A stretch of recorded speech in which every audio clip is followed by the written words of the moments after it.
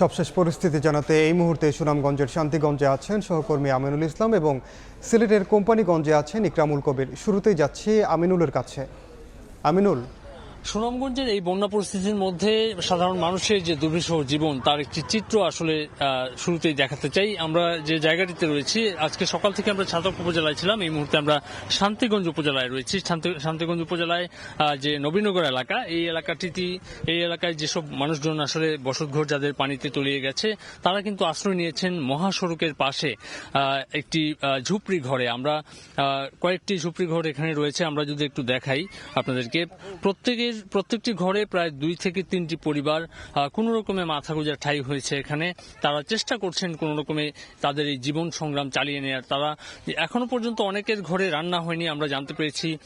চেষ্টা চলছে আসলে খাবার সংগ্রহের, যদিও আসলে তাদের পর্যায় থেকে যেটি বলা হচ্ছে যে এখনো তাদের কেউ দেখতে আসেনি। এটি হচ্ছে তাদের আক্ষেপের জায়গা। যদিও আসলে এই পরিস্থিতির পাশাপাশি শুধুমাত্র নবীনগর নয়, এই আমরা যে মহাসড়ক ধরে সুনামগঞ্জের সদর উপজেলার দিকে অগ্রসর হচ্ছি, প্রায় প্রত্যেকটি ঘরে প্রায় একই অবস্থা আমরা দেখতে পেয়েছি। প্রায় 50-এরও বেশি ঘর এরকম রয়েছে যারা আসলে এরকম ভুক্তভোগী হিসেবে সড়কের পাশে আশ্রয় নিয়েছেন। এই বন্যা পরিস্থিতি আর প্লাবন পরিস্থিতি যাই বলেন, সাধারণ মানুষের যে একটি কষ্টের সময় কাটছে, তারা আসলে নিজেরাও জানেন না কখন আসলে তাদের ঘর থেকে পানি নেমে যাবে, কখন তাদের এই দুর্বিষহ সময় কেটে তারা আবারও স্বাভাবিক জীবনে ফিরবেন। অনেকের সঙ্গে আমরা কথা বলেছি, তারা যেমনটি বলেছেন যে গবাদি পশু সহ তাদেরকে থাকতে হচ্ছে প্রতিটি রাত, প্রতিটি দিন। আসলে এখানে থাকাটাও একটি কষ্টসাধ্য ব্যাপার, কেননা সড়কের পাশে থাকার কারণে যে কোনো সময় যানবাহনের একটি ঝুঁকি রয়েছে। যদি এই ঘরে যানবাহন ঢুকে পড়ে তাহলে অন্য একটি পরিস্থিতি হয়তো দেখা দেবে। তো এই মুহূর্তে আসলে সুনামগঞ্জ থেকে ছিল আমার কাছে এইটুকু।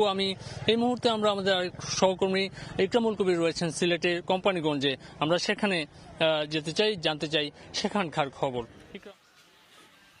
আমি এই মুহূর্তে আছি কোম্পানিগঞ্জের ইসলামপুরে, এবং ইসলামপুরে আমি যেই নৌকায় বসে আছি এটি মনে হচ্ছে একটি খাল, অথচ এটি হচ্ছে কি প্রায় 2.5 থেকে 3 কিলোমিটার একটি সড়ক এবং গ্রামীণ সড়ক, যেটি ইসলামপুরের বঙ্গবন্ধু শেখ মুজিব মহাসড়ক থেকে কাঁঠাল বাগান পর্যন্ত, কাঁঠাল বাড়ি পর্যন্ত চলে গেছে সড়কটি। এই সড়কটি এখন খালে পরিণত হয়েছে এবং এই খালের উপরই আমি নৌকায় বসে আছি, এবং এইখানের আশেপাশে যে বাড়িঘর, সেই বাড়িঘরগুলো পুরো পানিতে তলিয়েছিল।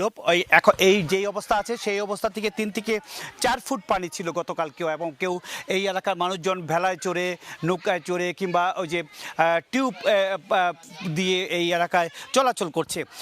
এই জায়গা থেকে আরও দুটি খবর আমরা জানাতে চাচ্ছি। শাহজালাল বিজ্ঞান ও প্রযুক্তি বিশ্ববিদ্যালয় কর্তৃপক্ষ যে বন্যার কারণে তাদের যে ক্লাস এবং পরীক্ষার ব্যাপারে একটি সিদ্ধান্ত নিয়েছে। পরীক্ষাগুলোর ব্যাপারে যে স্ব ডিপার্টমেন্টের সাথে আলোচনা করে ডিপার্টমেন্টের প্রধানরা তারা পুনর্নির্ধারণ করবেন এই বন্যার কারণে, এবং ক্লাস আপাতত অনলাইনের মাধ্যমেই ক্লাস অনুষ্ঠিত হবে, এবং এই বন্যার পরেই পরবর্তীতে সিদ্ধান্ত জানানো হবে এবং ক্লাস শুরু হবে।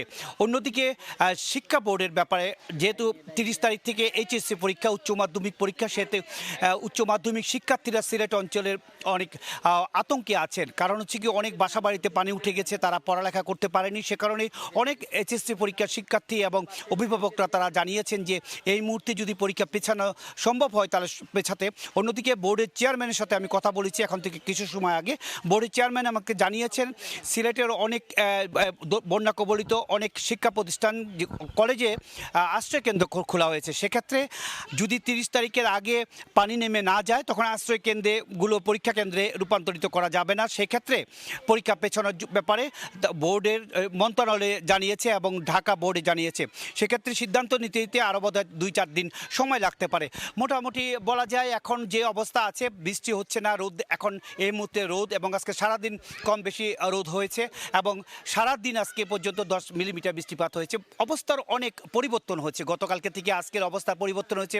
নদ নদীর পানি অনেক কমে যাচ্ছে। সব কিছু মিলে বা এই অবস্থা অনেকটা উন্নত হবে আগামী 24 ঘন্টায়, এমনটাই বলছে সবাই। মোটামুটি এই ছিল কোম্পানিগঞ্জে যে বন্যা পরিস্থিতি ধীরে ধীরে উন্নতি হচ্ছে তার সবশেষ খবর। সরাসরি যুক্ত ছিলাম সিলেট ও সুনামগঞ্জে।